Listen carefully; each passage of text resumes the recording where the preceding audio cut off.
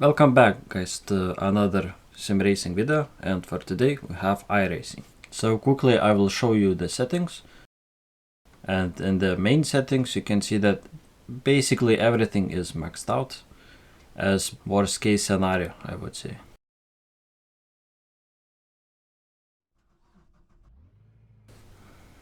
Now I will show you three parts, that is offline practice mode in Tsukuba, 59 AI in Tsukuba as well, and practice mode in Oulton Park as well, with around 12 online players in the server. If you want to get to the certain part, just look for description down below for timestamps. Now first of all, please keep in mind that I'm really not iRacing player, and in general it was long time since I played this game. I think it was 2 years ago. If I remember correctly, it didn't have AI, and also Mazda MX-5 was also fully manual. Now if you want to get into sim racing, firstly I would recommend to buy Assetto Corsa 1 or Assetto Corsa Competizione first, to check if you like whole sim racing niche, and then go for iRacing, because iRacing is de facto racing for multiplayer. And honestly, speaking about AI racing, I was really surprised how good they are, because I never played against AI in iRacing before, and I can say that they are very good. They defend their positions, they don't like to punt you, and in general it was quite pleasant experience from my limited testing. So you saw the FPS and other metrics, and I would say let's get to the multiplayer practice mode in Oulton Park. Now as I said, in Oulton Park there are around 12 players online, which is not much, but I still wanted to include multiplayer server. But as you can see from GPU usage, I'm completely GPU limited, and CPU is still at around 15-18% of utilization. Now regardless of load, I was actually surprised by the CPU load. If you look at CPU 3 and CPU 13 and 14, you can see that those threads are loaded quite heavily, and there's something going on interesting across all CPU threads, which are utilized equally. So I'm not sure what's behind that, because usually you can see that only a couple of threads are loaded and others are at around 0 or 1% load, which would indicate they are not loaded at all. But in this case they are all loaded at least 10% or so. So yeah, that was interesting. Also, as you can see, there is no game VRAM usage metric because of anti-cheat, and anti-cheat doesn't allow hooking into the game that deep, and it doesn't allow that statistics to be shown. So for other games you can see that, and in this one it's not the case. But in general it ran at this mode very well, around 80-90 FPS. It's plenty, considering that it's basically at max settings as well, so pretty good experience.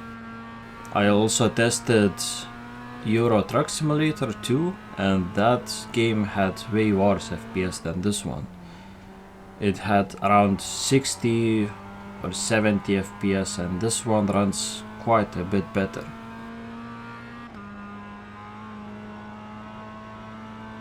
So I think we are done with this part. It runs very well.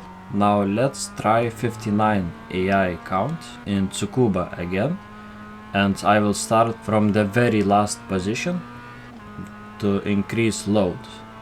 So let's go there.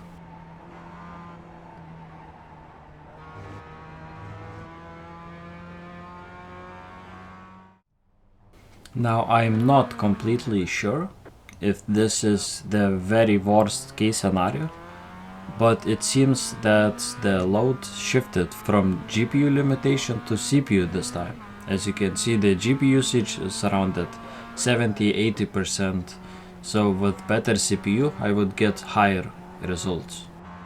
Now, what also surprised me was the main system memory utilization. You can see that I'm around 16–17 gigs, and that is very high actually. For other simulators and just other games, usually I sit around 11–13 gigs, and considering that the simulator is not really new, it's actually pretty old. Of course it was updated in the meantime, but yeah, it was still created quite long time ago, and the main system memory is quite high.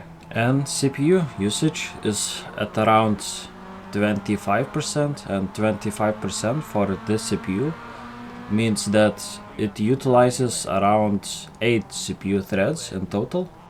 So even though it is still very single-threaded workload, it still requires quite a bit of multi-CPU threads. So cores without SMT or hyper-threading, the quad cores, might be an issue for this type of scenario. But currently I'm pretty sure Alder Lake is the best for Iracing. So something like 12600K or 12900K would be quite a bit faster than this CPU in this case scenario. So yep, as personally I'm not really that interested in AI racing, but this race was quite pleasant, I have to say. Of course I used quite easy AI, but I don't think showing my lack of skills is the point in this video. So overall, for this type of scenario I would decrease few settings, but I'm not sure if this can be that demanding in multiplayer scenarios. So if you know more, please tell me in the comment section below. So yeah, I have not many sim racing titles to test.